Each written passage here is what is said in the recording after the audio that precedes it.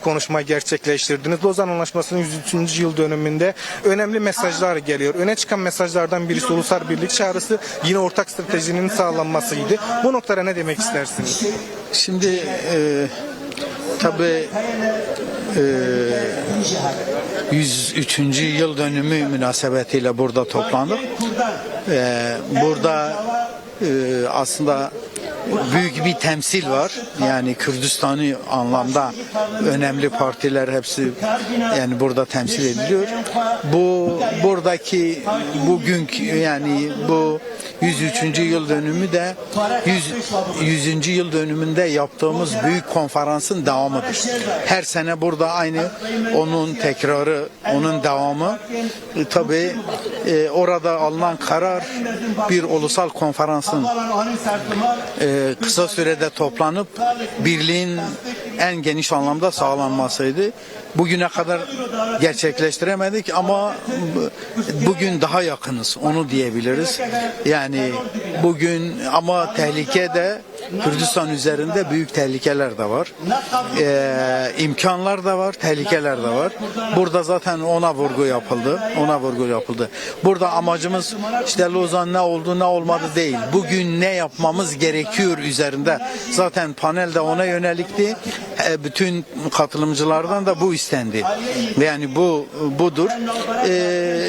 Burada gündemimiz Kuzeyde bu çözüm süreci ne olacak, ne olmayacak?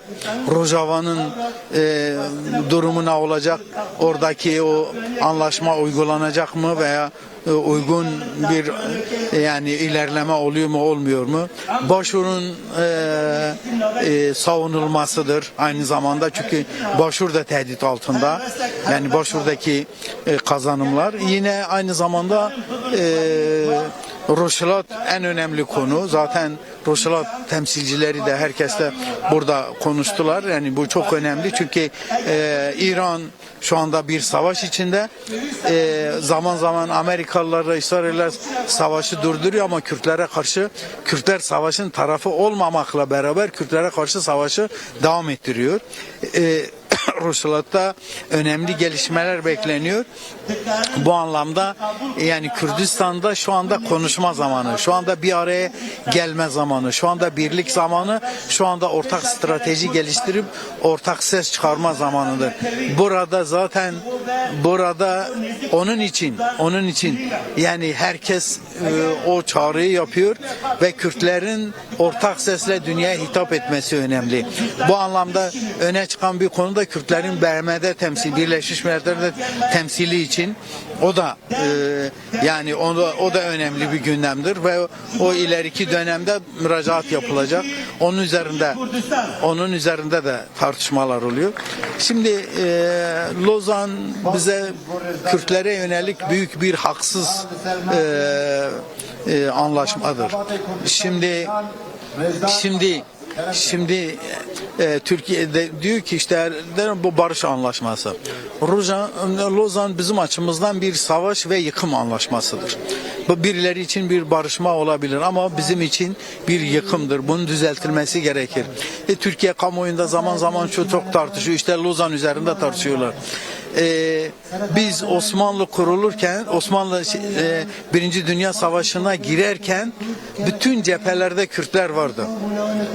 Ondan sonra Misak-ı Milli çerçevesinde Kürtler vardı. Misak-ı Milli sınırlarında Başur ve Rojava ayrılmayacaktı. Yani Kuzey Suriye ve Kuzey Irak, onlar olmayacaktı.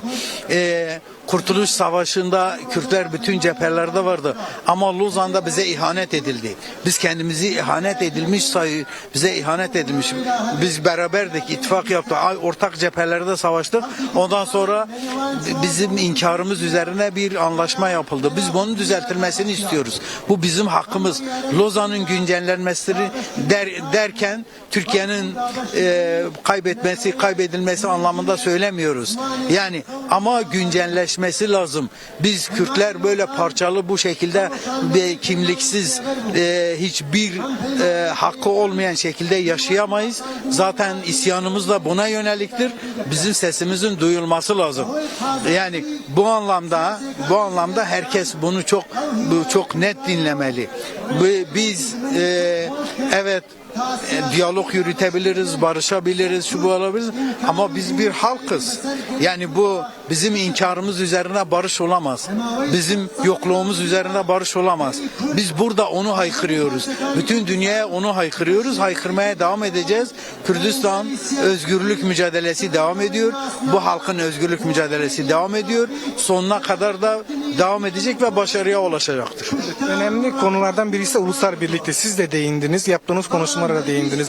Aslında Rojava'ya saldırılar döneminde Kürt halkı hem 4 parçada hem diasporada ayak kalkarak aslında bu birliği sağlamış oldu. Bugün geldiğimiz aşamada bunun sağlanması önündeki en büyük engeller ne? Bunu aşmak için burada yapılan önemli çağrılar da vardı. Bunu nasıl ele almak gerekiyor? Şimdi şu anda tabii yani o yıl başından sonra Rojava'ya yönelik saldırılarda gerçekten Kürtler çok önemli bir ulusal refleks koydular ortaya. Bu hepimize talimattır. Bütün siyasilere talimattır. Yani bütün örgütlere talimattır. Siyasilerin bir araya gelip bu işi bir an önce yapmaları lazım. Şu anda biz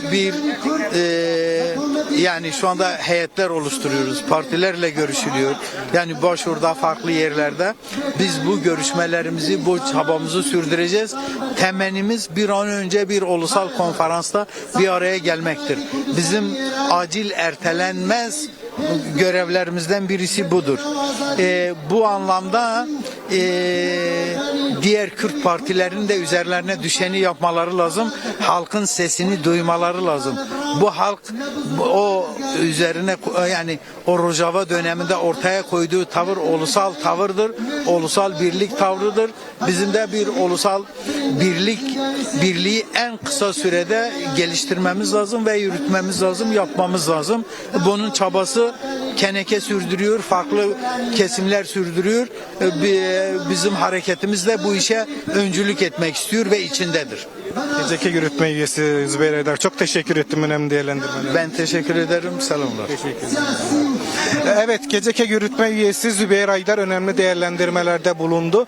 Bugün Lozan'da, Lozan Anlaşması'nın 100. yıl dönümünde Kürdistanlar yine meydanlarda Lozan Anlaşması'nı kabul etmediklerini bir daha dile getiriyorlar ve kabul etmeyeceklerini, yeni bir yüzyıla girerken Kürt halkı kendi taleplerini her alanda dile getireceklerine vurgu yapılıyorlar. Önemli bir çağrı ise bugünkü burada düzenlenen etkinlikte hem panelde hem halk kürsüsünde iki önemli başlık ön plana çıkıyor. Birisi Kürtler arası ortak stratejinin geliştirilmesi, ikinci aciliyet gerektiren konu ise ulusal birliğin sağlanması. Çünkü bu sağlanırsa önlerindeki Orta Doğu'daki yaşanan gelişmelerdeki bu tehlikenin üzerinden birlikte gelinebileceğine dikkat çekiyorlar.